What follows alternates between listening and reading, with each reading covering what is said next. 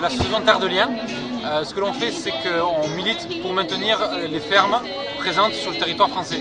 Parce qu'aujourd'hui, il y a en gros, d'après le ministère de l'Agriculture, 300 fermes qui disparaissent par semaine en France, du fait d'agrandissement de fermes, du fait du béton, on artificialise des terres agricoles, du fait que des agriculteurs partent à la retraite et ne sont pas renouvelés, les terres partent en friche et il ne se passe rien par la suite malheureusement.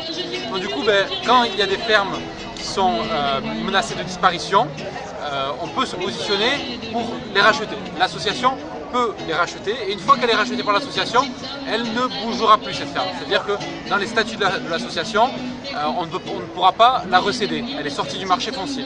Donc les agriculteurs présents sur la ferme, quand ils partiront à la retraite, nous on est obligés, et c'est l'État qui nous y engage, qui nous y oblige, on est obligé de trouver un repreneur, obligatoirement derrière toujours. Et ce sera une ferme qui restera toujours en agriculture biologique, tout le temps. Voilà.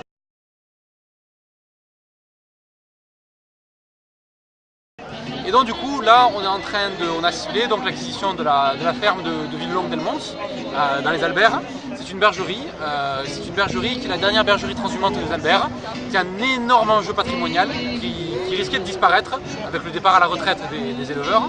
Et donc du coup maintenant, pour faire en sorte que cette ferme-là perdure dans le temps et que ce patrimoine, c'est un peu le dernier chantre de ce patrimoine-là, parce que c'est la dernière ferme qui fait ça, soit maintenu et soit assis dans la durée, qu'on puisse le faire perdurer, et l'association a décidé de se porter acquéreur de cette ferme.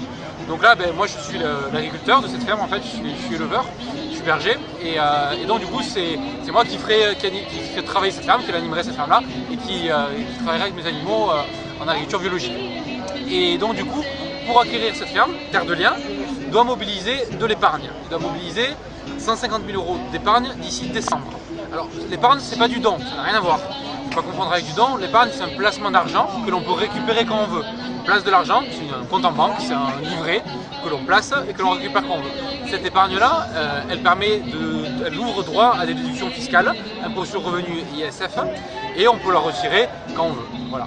Et donc du coup d'ici le mois de décembre, il faut qu'on ait mobilisé 150 000 €, cette somme-là, en épargne, pour pouvoir porter acquéreur de la ferme, qui sera à peu près la 155e ferme Terre de Liens au niveau national, et la 2e du département.